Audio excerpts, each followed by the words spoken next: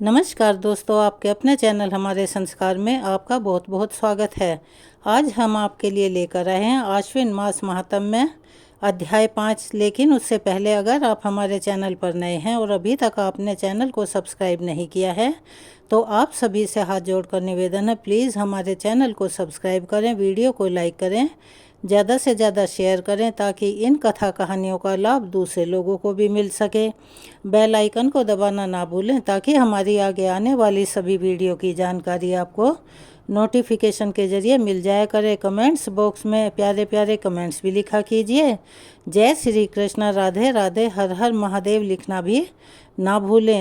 पहले हम आपको सुनाते हैं एक कथा जो कि महाभारत से जुड़ी हुई है और दानवीर कर्ण की कथा है। अगर कौरवों की ओर से देखा जाए तो सबसे दया का पात्र यदि कोई था तो वो था दानवीर कर्ण। महाभारत युद्ध में कर्ण सबसे शक्तिशाली योद्धा माना जाता था। वह दुर्योधन अर्थात कौरवों की ओर से लड़ रहा था। कर्ण के ऊपर किस तरह से नियंत्रण रखा जाए, यह बात भगवान कृष्ण के लिए बड़ी चिंता का विषय बन गई थी। लेकिन कर्ण दानवीर होने के साथ साथ नैतिक और संयमशील भी था। यह तीनों ही बातें उनके विपरीत हो गई। कैसे? भगवान कृष्ण यह भली भांति जानते थे कि जब तक कर्ण के पास उसके दिव्य कवच और कुंडल हैं तब तक उसे कोई मार नहीं सकता। ऐसे में अर्जुन की सुरक्षा एक बहुत बड़ी चिंता का विषय बन गई थी। उधर देवराज इंद्र भी चिंतित थे क्योंकि अर्जुन उनका पुत्र था। भगवान कृष्ण और देवराज इंद्र दोनों जानते थे कि जब तक कर्ण के पास पैदाइशी कवच और कुंडल हैं वह युद्ध में अजेय रहेगा। कोई उसे हरा नहीं सकता, कोई मार भी नहीं सकता।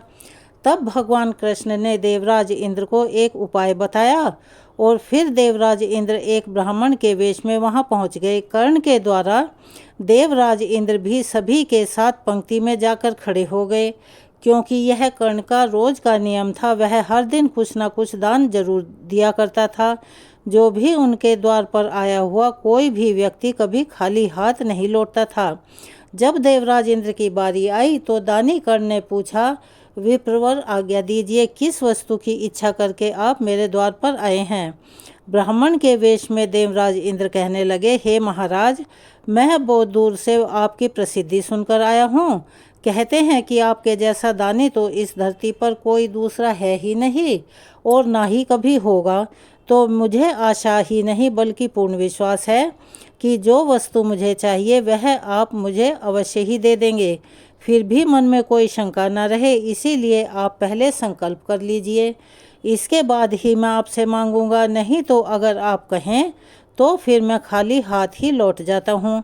ब्राह्मण की बात सुनकर कर्ण कहने लगे कि हे ब्राह्मण देवता, अगर आपको मेरे प्राणों की भी आवश्यकता पड़ी तो मैं अपने प्राण देने के लिए भी तैयार हूँ।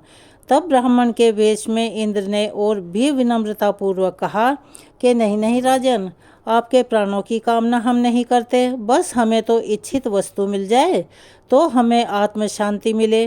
पहले आप संकल्प ले लीजिए, उसके बाद ही मैं आपसे दान मांगूंगा। कर्ण समझ गए कि यह ब्राह्मण वेश में देवराज इंद्र ही उनके द्वार पर खड़े हैं। फिर भी उन्होंने जल हाथ में लेकर संकल्प लेते हुए कहा कि हम प्रण करते हैं कि हे विप्रवर, अब आप तुरंत मांगिए, आप जो मांगेंगे हम आपको अवश्य देंगे। तब देवराज इंद्र ने कहा, राजन, आपके शरीर के कवच कुंडल हमें दान स्वरूप चाहिए। एक पल के लिए वहां पर सन्नाटा छा गया। कर्ण ने देवराज इंद्र की आंखों में झांका और फिर दानवीर कर्ण ने बिना एक क्षण भी गंवाए अपने कवच और कुंडल अपने शरीर से तलवार की सहायता से अलग कर दिए और ब्राह्मण रूपी देवराज इंद्र को सौंप दिए। देवराज इंद्र ने भी एक क्षण की देरी किए बिना वह कवच और कुंडल लिए और अपने दूर खड़े हुए रथ पर सवार होकर वहां से चले गए। वो तेजी से अपने रथ पर जा रहे थे कि उनका राज खुलने के बाद कर्ण बदल न जाए। कुछ आगे जाकर देवराज इंद्र का रथ नीचे उतरकर धरती में धंस गया। तभी एक जोर से आकाशवाणी हुई कि हे देवराज इंद्र, तुमने बहुत बड़ा पाप किया है। अपने पुत्र अर्जुन की जान बचाने के लिए तुमने छल पूर्वक कर्ण की जान खतरे में डाल दी है। यह रथ यहीं धंसा रहेगा और तू भी यहीं धंस जाएगा। फिर देवराज इंद्र ने आकाशवाणी से पूछा कि हे आकाशवाणी, मुझे यह बताओ कि इससे बचने का उपाय क्या है। तब आकाशवाणी ने कहा कि दी गई वस्तु के बदले में बराबरी की कोई वस्तु तुझे देनी होगी। इंद्र क्या करते, उन्होंने यह मंजूर कर लिया। तब वे फिर से कर्ण के पास गए, लेकिन इस बार ब्राह्मण के वेश में नहीं बल्कि स्वयं देवराज इंद्र के वेश में। कर्ण ने उन्हें आता देखकर कहा, देवराज आदेश कीजिए, अब आपको और क्या चाहिए। तब इंद्र ने कुछ संकोचवश कहा, दानवीर कर्ण, अब मैं याचक नहीं हूँ बल्कि मैं आपको कुछ देने आया हूँ।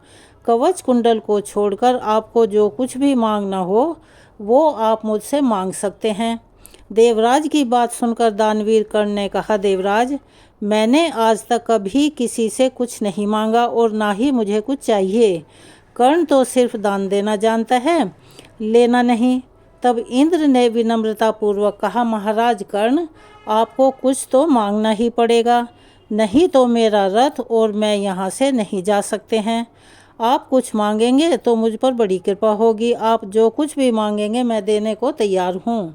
कर्ण ने बड़ी विनम्रता से कहा, देवराज, आप चाहे कितना भी प्रयास कर लीजिए, लेकिन मैं सिर्फ दान देना जानता हूँ, लेना नहीं। मैंने जीवन में कभी कोई दान नहीं लिया। तब विवश होकर इंद्र ने कहा, हे कर्ण, मैं यह वज्र रूपी शक्ति आपको बदले में देकर जा रहा हूँ। तुम इसको जिसके ऊपर भी चला दोगे वह बच नहीं पाएगा, भले ही साक्षात काल के ऊपर ही चला देना, लेकिन ध्यान रखना इसका प्रयोग तुम सिर्फ एक ही बार कर पाओगे। कर्ण कुछ कहते उससे पहले ही देवराज वह वज्र शक्ति वहां रखकर तुरंत वहां से चले गए। कर्ण ने आवाज़ दी, लेकिन कर्ण के आवाज़ देने पर भी वह रुके नहीं। बाद में कर्ण को उस वज्र शक्ति को अपने पास मजबूरन रखना पड़ा।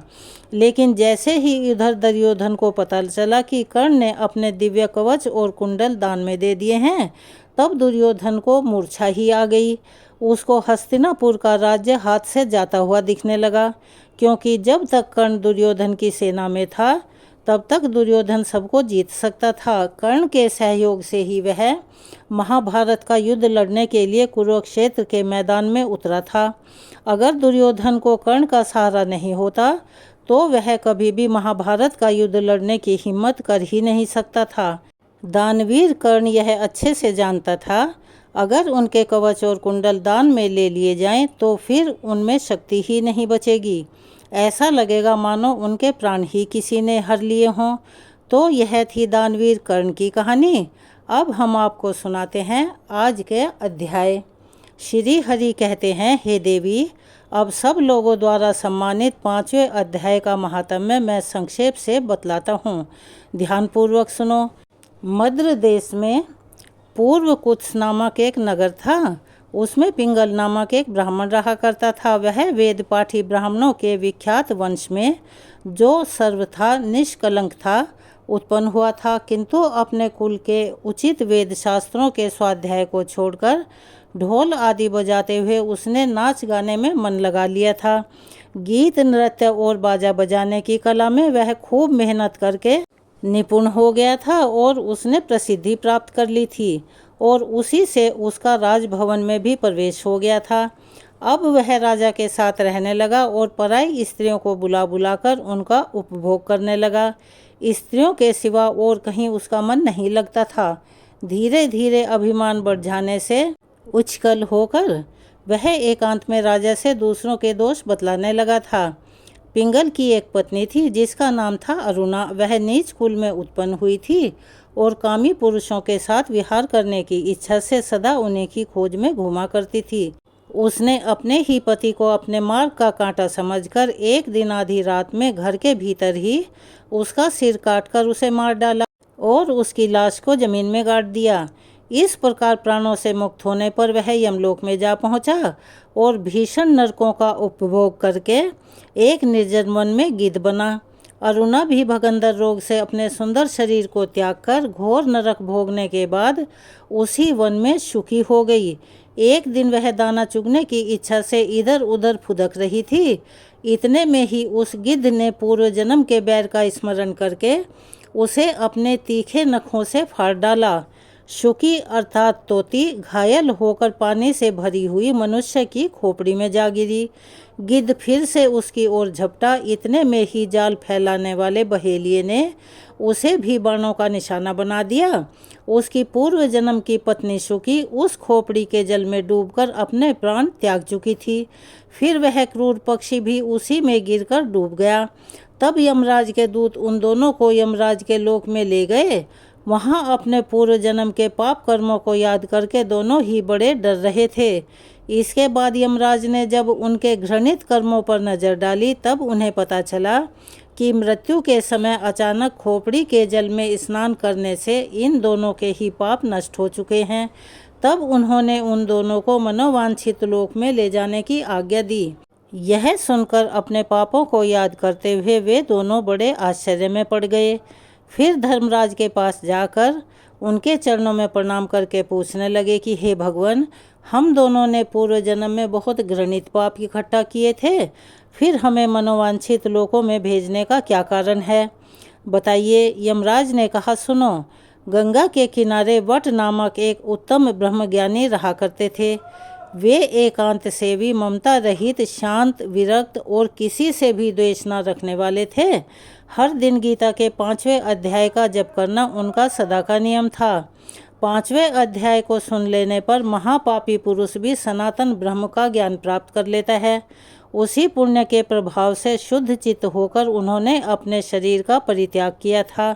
गीता के पाठ से जिनका शरीर निर्मल हो गया था, जो आत्मज्ञान प्राप्त कर चुके थे, उन्हीं महात्मा की खोपड़ी का जल पाकर तुम दोनों पवित्र हो गए हो। इसीलिए अब तुम दोनों मनोवांछित लोकों को जाओ, क्योंकि गीता के 5वें अध्याय के महात्म्य से तुम दोनों शुद्ध हो गए हो। श्री हरि भगवान कहते हैं, हे देवी, सबके प्रति समान भाव रखने वाले धर्मराज के द्वारा इस प्रकार समझाए जाने पर वे दोनों बहुत प्रसन्न हुए और फिर दिव्य विमान पर बैठकर बैकुंठ धाम को चले गए। अब इससे आगे की कथा हम आपको अपनी अगली वीडियो में सुनाएंगे। तो चलिए अब सुनते हैं बजरंग बली हनुमान जी की एक और कहानी। एक बार सुदर्शन चक्र को स्वयं की शक्ति पर अभिमान हो गया था। भगवान श्री कृष्ण ने उनके अभिमान को चूर करने के लिए, अर्थात अभिमान को तोड़ने के लिए, श्री हनुमान जी की सहायता ली थी। सुदर्शन चक्र को दरअसल यह अभिमान हो गया था कि जब उसने इंद्र के वज्र को स्थिर कर दिया था, निष्क्रिय कर दिया था, तो वह सभी लोकों के अंधकार को दूर कर सकता है। भगवान श्री कृष्ण अंततः उसकी ही सहायता लेते हैं। भगवान अपने भक्तों को सदा कल्याण करते हैं, इसीलिए उन्होंने हनुमान जी को याद किया। तुरंत हनुमान जी द्वारका आ गए।